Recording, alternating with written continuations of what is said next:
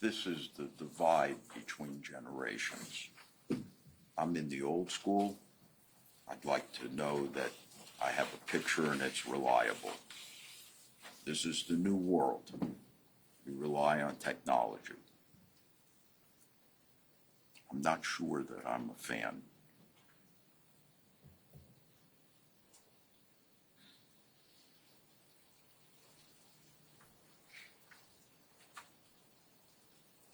All right, here we go.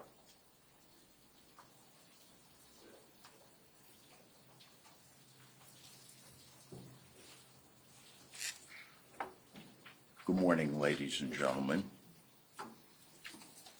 This is Douglas Benefield. He was 58 when Ashley Benefield was forced to shoot him. Can I see the second picture, please? I want you to note how he's built for a 58-year-old man. Now, despite being raised by a family who taught me that it was ill to speak about the dead in an unflattering sense, I'm going to have some strong words about Douglas Benefield, the alleged victim in this case. I say alleged victim because he was anything but that. The evidence is going to show that Douglas Benefield was a very disturbed man. Of that, I assure you, you'll have no doubt when the case is over. 30 years older than Ashley, he was obsessed with her, and he successfully portrayed himself as everything he was not in an effort to win her hand in marriage. Despite promoting himself as a religious, honorable, and decent human being, Doug Benefield was a manipulative, cunning, and abusive man who absolutely insisted on control. Among other things, you're going to learn during this trial that over the course of this 4-year relationship, Douglas Benefield did the following. He fired a handgun into the ceiling of their kitchen on an occasion to stop Ashley from talking. He threw a loaded gun at Ashley. He punched their dog in the face so hard that he knocked the dog unconscious. He regularly carried a concealed firearm that was racked, meaning pulled back and ready to fire. He unlawfully placed a tracker on Ashley Benefield's vehicle. He was regularly observed following Ashley Benefield in her car driving in Manatee and Sarasota counties, despite the fact that he was living in South Carolina, having driven all the way just to tail her. He was caught by a neighbor at night standing in the neighbor's backyard in an effort to peer into Ashley's house. He punched numerous holes in the drywall of their home when they lived together in South Carolina. And he had a previous marital history of domestic violence. Ashley Benefield was painfully aware of all of this on September 27, 2020, the day of the homicide. And I want to assure you that this is not going to come to you from just one place. These are acts that were admitted by Douglas Benefield himself. Ashley Benefield feared him. That was no secret, ladies and gentlemen. She left him a letter when she moved out 3 years prior to the homicide, detailing how scared she was of him because of all of these acts. She feared for herself and for her unborn child. 3 years before the shooting. She left him. He pursued her. She rejected him. He would not take no for an answer. She at times despised him. He did not care. She moved to get away from him.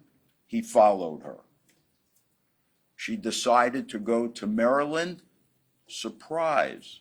He decided to go to Maryland as well. She belonged to him. He had the right to be with her, and no less than God decided that to be the case. Doug Benefield viewed Ashley Benefield as his property. Abusers seek to control their victims, to dominate them. At times, the pressure that Doug Benefield exerted and brought to bear upon Ashley Benefield was so overwhelming that it sometimes triggered questionable suspicions in Ashley's dedicated effort to protect herself and her child. Domestic violence victims have several things in common. Number one, Overruled. Number one, they initially believe things will get better. Instead, they get worse. Number two, domestic violence victims develop a get along, go along attitude. It's the mentality because appeasement keeps the beast at bay. Just do what he wants and you'll be safe. These domestic violence victims constantly speak about walking on eggshells.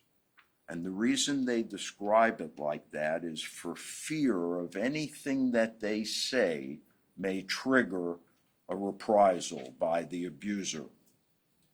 And if children are involved, everything is magnified. They become hyper-vigilant. Ashley Benefield developed all of those characteristics.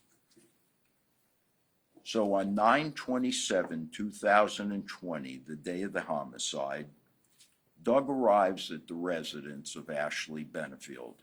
And as you heard, they are living separately. He does not live there. He never resided there. This is at her home in Bradenton.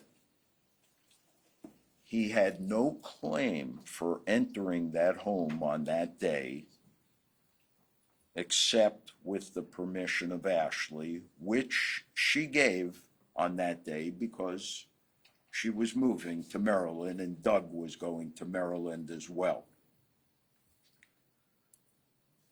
But he knew, make no mistake, as the prosecutors told you, Doug Benefield knew full well on that day that this relationship was over. They were not going to be living together.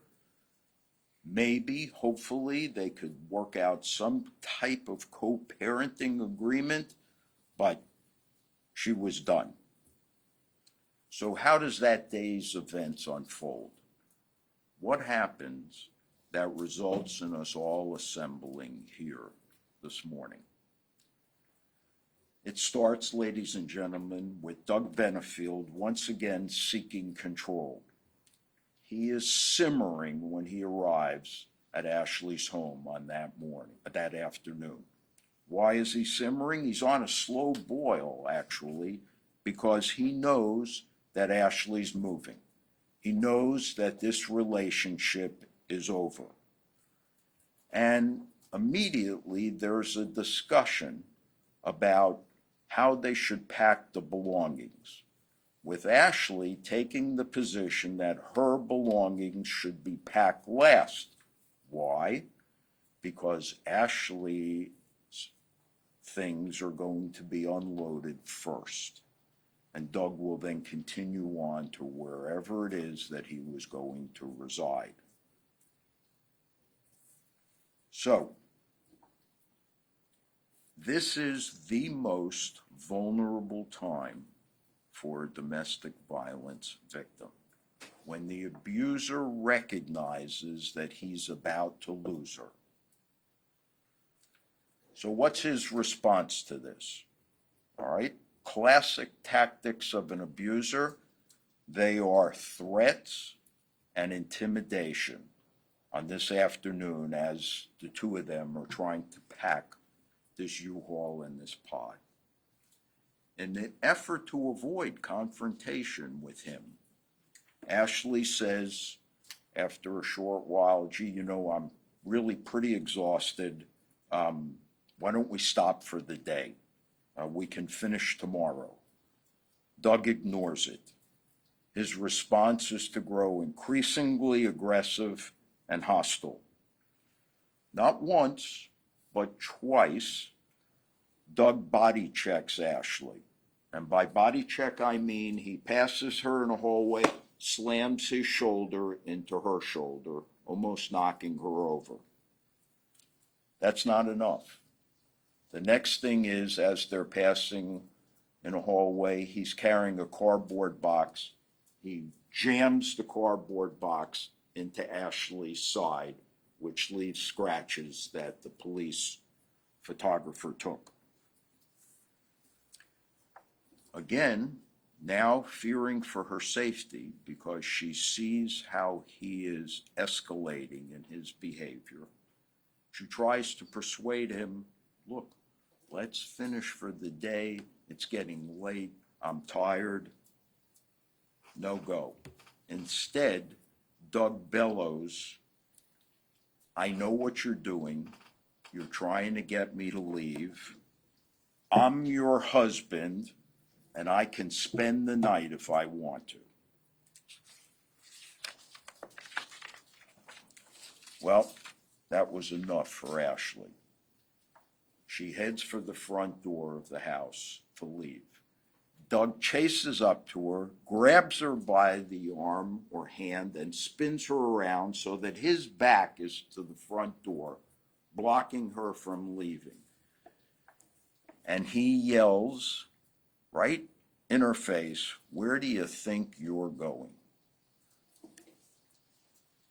Ashley, desperate at this point, Doug yells, you can't leave me. Ashley somehow finds the strength to summon up the nerve to say, I am done. You need to leave now. She commands him to leave the home. Terrified, while in his grasp, because he spun her around, his response is to smack her upside the head. And you'll see the pictures of her swollen face and her eye. And he yells, I am not done.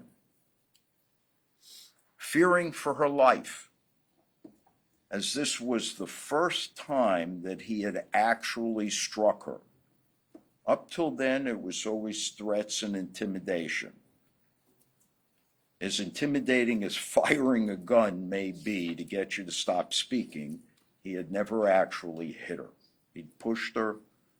This time he struck her. Terrified after this, fearing for her life, she heads for her bedroom where she has a firearm. She gets to the firearm. She turns around. She orders Doug to stop. When she looks up, he's in the doorway. Instead of seeing the gun and leaving, Doug gets into this warrior pose with his arms moving purposely and advances. At that point, petrified, she fires, believing that if he gets a hold of her, she will be either seriously injured or killed. To her horror, after firing, he continues to advance. She absolutely panics. She tries to get away and backs to the side to create more distance between them, but there is no place left for her to go in this small bedroom. At that point, in utter panic, she keeps firing the gun. She sees Doug's legs go up in the air, almost as if he was running and slipped, and he falls backwards. Instinctively, she flees the house and heads next door to John Sant's house. He's a neighbor. When all is said and done, ladies and gentlemen, and the testimony and the evidence is complete, the only thing that's going to have been established here beyond a reasonable doubt is that Douglas Benefield was a violent abuser. Ashley Benefield's efforts to placate him was absolutely consistent with what abused women do, especially when a child is involved, and that Ashley's result and resource to deadly force was absolutely justified under the circumstances. Thank you.